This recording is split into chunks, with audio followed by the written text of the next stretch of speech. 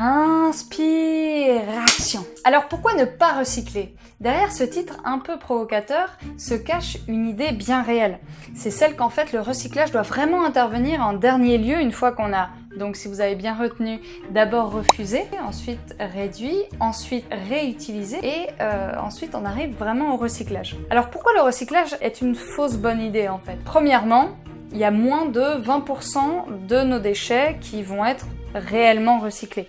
Rien que dans la poubelle jaune, la poubelle de tri, plus de 30% de ce qu'on y met va être refusé en fait parce que ça a été mal trié. Ou alors tout simplement c'est techniquement pas possible quand les choses sont trop sales, imbibées d'huile, ou alors qu'il y a, vous savez, des choses thermocollées, du plastique et du papier. Donc sur ces 20% en fait qui vont être recyclés, cela va demander énormément de ressources et parfois c'est même encore plus générateur de CO2 de recycler un produit que de le produire initialement. On marche sur la tête. Et il faut savoir que très peu de ce qui est vraiment recyclable va être recyclé. En réalité, les choses, bien souvent, ne sont pas recyclables à l'infini. Par exemple, le plastique n'est recyclable qu'une seule fois.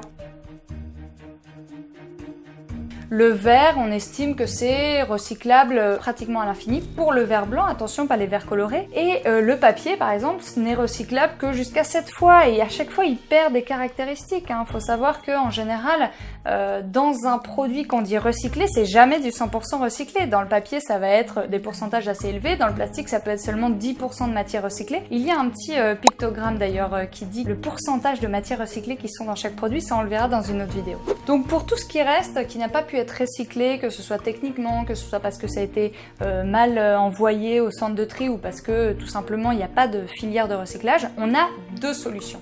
Soit l'incinérateur qui est extrêmement polluant, l'énergie qu'on récupère ne vaut pas toutes les ressources utiles pour faire le produit, l'envoyer, le transport, bref, qui en plus a des résidus, les mâches-fer qui sont extrêmement polluants négatifs, comme les fumées qui s'en échappent. Et il y a sinon la décharge. Et les décharges, il faut savoir que même en France, quand elles sont vraiment organisées avec des bâches, on nous assure que c'est protégé, ces produits vont dégager du méthane qui est 21 fois plus polluant et contributeur de l'effet de serre que le CO2.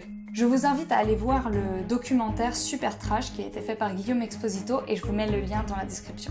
Donc sur le peu de matériel, de ressources qu'on utilise, d'emballage, de prospectus, de gadgets, de goodies, très peu donc sont recyclables et encore moins sont vraiment recyclés. Il faut savoir que par exemple il y a moins de 7% du plastique qui est recyclé.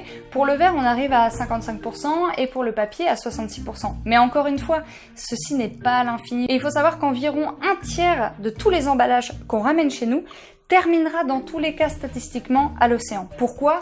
Parce que, par exemple, ça va s'envoler de la poubelle, même au niveau du camion qui va venir chercher ces matériels, ça va pouvoir partir, ça va terminer dans un arbre, ça va s'échapper de la décharge. Bref, il y a tout un tas de choses qui font que actuellement, chaque seconde, ce sont 634 000 kilos de déchets qui arrivent à l'océan. Chaque seconde, dont plus de 200 kilos uniquement de plastique.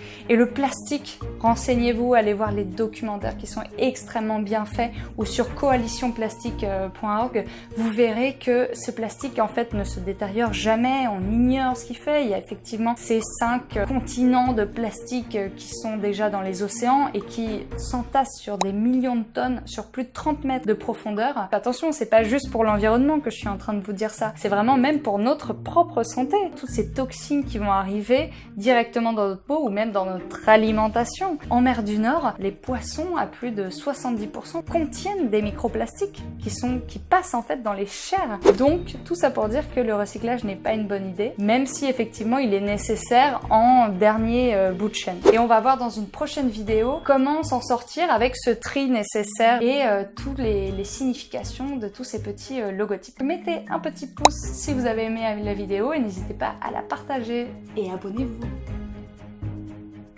99% des ressources prélevées dans la nature deviennent des déchets en moins de 42 jours.